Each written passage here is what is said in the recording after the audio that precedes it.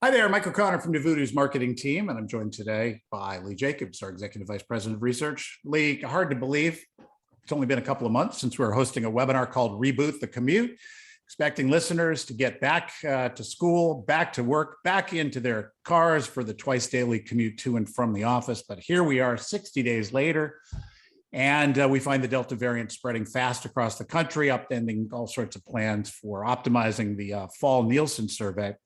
We thought it was a pretty good idea to share some of our latest COVID-related tracking data, especially about Delta, so our partners in the radio industry could make some intelligent decisions about kind of what to do next. And before I hand things off to Lee to share this study that I'm holding in my hands, enjoy NuVoodoo videos about research showing up in your YouTube feed. Just be sure to hit the like button, give us a thumbs up.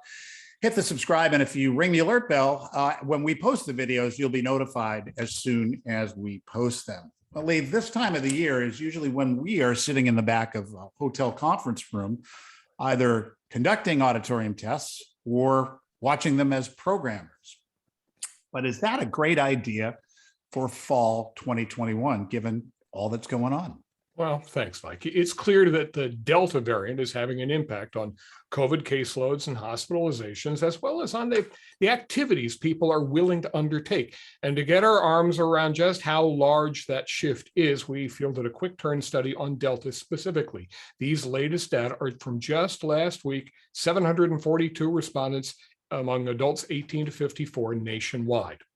And while 45% disagree, at least slightly, that they're restricting activities more now than they were earlier this summer, 48% agree at least slightly that they are restricting activities. And in fact, over a third agree at least somewhat that they've pulled back on activities. And we know that some programmers and managers still prefer auditorium music tests over online library tests, but here I'm using large indoor gatherings as a proxy for the experience of attending an AMT. A lot of people in an unknown, unfamiliar circumstance. We see that over a fifth nationwide would be uncomfortable going to an indoor gathering like that right now, even though they might have been excited about that back in June. And nearly 2 in 5 appear to have already cut out such activities preemptively, saying they didn't plan to attend that type of event. We're simply more restricted than we were a few months ago, even though it's fair to say we all want to be able to get back to the workplace and back to the lives that we had pre-pandemic.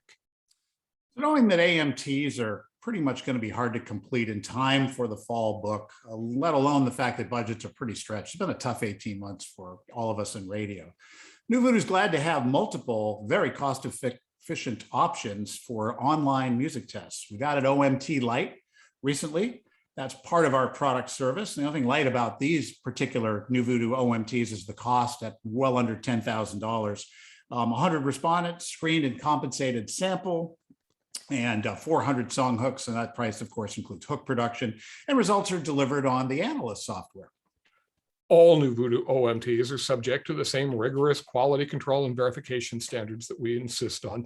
And if you need to test more titles, that's not a problem. There's our full-size 600 hook OMT that tops out at $18,500 for a 100 sample, and the cost is frankly often less. It all depends on your screening requirements.